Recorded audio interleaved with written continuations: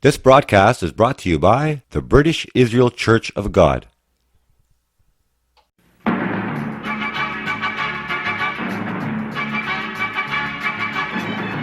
The Watchman Program.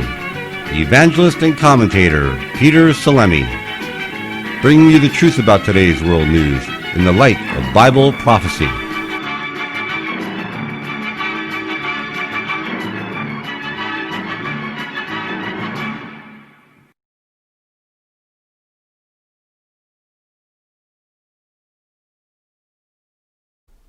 Hi, Peter Salemi, and welcome to the Watchman Program. Well, here we are at the Christmas season, and many people at this time, on December 25th and even on the 24th, Christmas Eve, go to church and they listen to their priest or their pastor read from the Gospels, and they read, of course, the story about the birth of Jesus Christ. And many of them believe that this is the original Christmas story. Well, here today on the program, I'm going to tell you the real original Christmas story that took place in 2300 B.C., long before the birth of Jesus Christ. In 2300 B.C., there was a king named Nimrod who pretty much ruled the entire earth. And this man was so evil that he actually even married his own mother. Now, these two characters, because they were so powerful, these two characters created their own religion.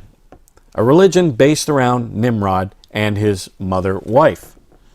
And this religion, of course, took place in modern-day Iraq, which was called back then Babylon or Babel. And at this time, when they created this religion, the Tower of Babel was being created. So they created this religion that focused around Nimrod and his wife. Well, when God saw the Tower of Babel being built, he came down to see what the children of men were doing, and what he decided to do was scatter the children of men all over the earth, and he confounded their language. So they were all speaking different languages. Now, even though they were speaking all different languages, the religion remained the same. They were still worshiping Nimrod, even though they gave different names to the same person. Nimrod was called Baal. Afterwards, he was called Baal. He was called Saturn. We see mother-child worship spread all over the world. In Egypt, it was Isis and Osiris. In Asia it was Cybele and Dionysus. In pagan Rome, it was Fortuna and Jupiter. And even we also see it in Greece, China, Japan, Tibet, this mother-child worship. And even though they're all different names, it is the same deity, the same pair that the whole world is worshiping, Nimrod and his mother-wife, Semiramis. Now, after the death of Nimrod, his so-called mother-wife, Semiramis, started an evil doctrine. Now, this evil doctrine was the survival of Nimrod as a spirit being. So even though he was dead, he was still alive as a spirit being. She claimed that a full-grown evergreen tree sprang up overnight from a dead tree stump. Now, that dead tree stump symbolized Nimrod. And this dead tree stump is what we call the Yule Log today. As Hislop says in his book, The Two Babylons, the very name by which Christmas is popularly known among ourselves, Yule Day, proves at once its pagan and Babylonian origin. Yule is the Chaldean name for an infant or a little child. And as the 25th of December was called by our pagan Anglo-Saxon ancestors Yule Day or Child's Day. And that's the child, of course, is Nimrod. And that dead stump, the Yule Log, represents the death of Nimrod. So now his mother started a doctrine after the death of Nimrod, where Nimrod survived as a spirit being. She claimed that a full-grown evergreen tree sprang up overnight from a dead tree stump, which symbolized the springing forth unto new life of the dead Nimrod. And every year on his birthday, he would come and visit the evergreen tree and leave gifts upon it. And of course, Nimrod's birthday was December 25th. Now, Nimrod is also known as the sun god. And of course, the sun god's birthday, many sources will tell you The sun god's birthday is December 25th. Now in Rome, this festival is called the Feast of Saturn, or the Saturnalia. And it says the Christmas tree, now so common among us, was equally common in pagan Rome and pagan Egypt. In Egypt, that tree was the palm tree. In Rome, it was the fir tree. The palm tree denoting the pagan Messiah as Baal Tamar. Baal, of course, is the sun god, Nimrod. The fir referring to him as Baal Berith. So the Christmas tree represents the risen Nimrod. And every single year on his birthday, he comes to visit that evergreen tree, place gifts upon it.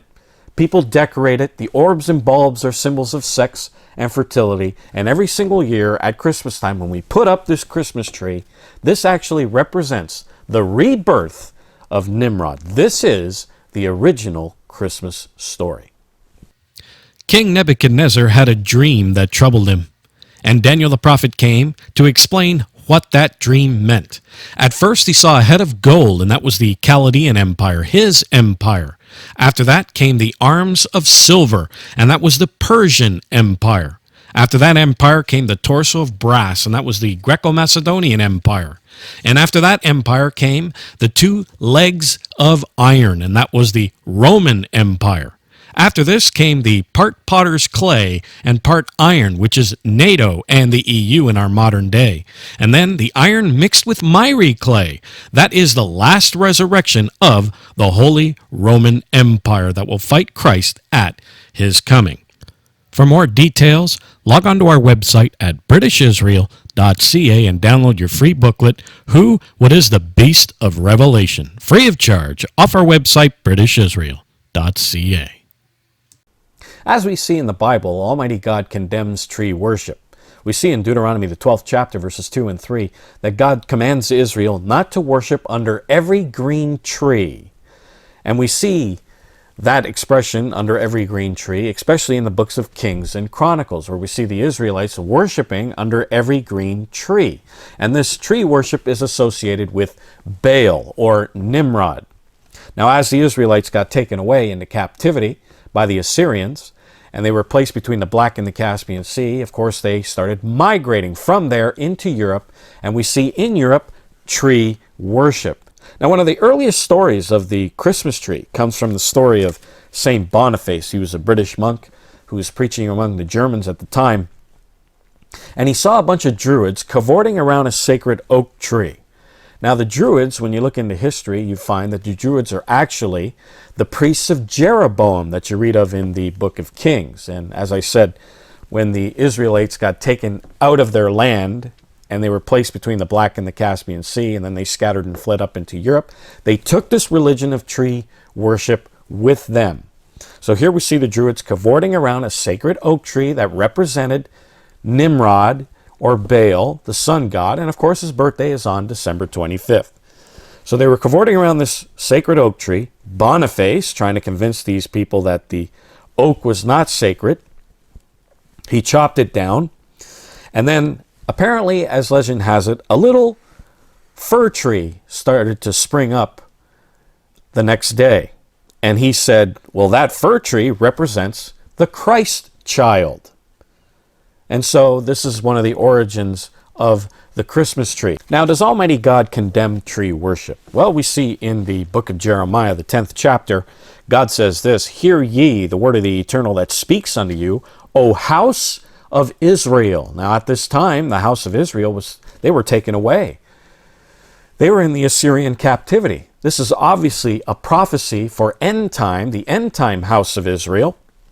And who is the end-time house of Israel? The United States, the British Commonwealth of Nations, and the peoples of northwestern Europe. So this prophecy is for them. "Hear ye the word of the Eternal that speaks unto you, O house of Israel. Thus says the Eternal, learn not the way of the heathen." God says, don't learn the ways of the heathens, of how they worship their gods. And God says in Deuteronomy, the 12th chapter, verse 29 to 31, don't look at how these pagan heathens worship their gods, then take that system of worship, turn around and worship me in the same way. God says, learn not the way of the heathen, and be not dismayed at the signs of heaven, for even the heathen are dismayed at them. Then God says, for the customs of the people are vain. They are empty. They are stupid. It just doesn't mean a thing. The customs of the people are vain. For one cuts a tree out of the forest, the work of the hands of the workman with the axe. They deck it with silver and with gold. They fasten it with nails and with hammers, that it move not. They are upright as the palm tree, but it speaks not. They must needs be born, because they cannot go. Be not afraid of them, for they cannot do evil, neither also is it in them to do good. So here God says that these trees that we deck with silver and with gold, and it's upright like a palm tree, and we bring it indoors, it has no power. It is dead. It is a dead religion. So Almighty God says that these customs that we do every single day, but we don't do it to Dagon or Vishnu or Baal, we do it to Jesus Christ.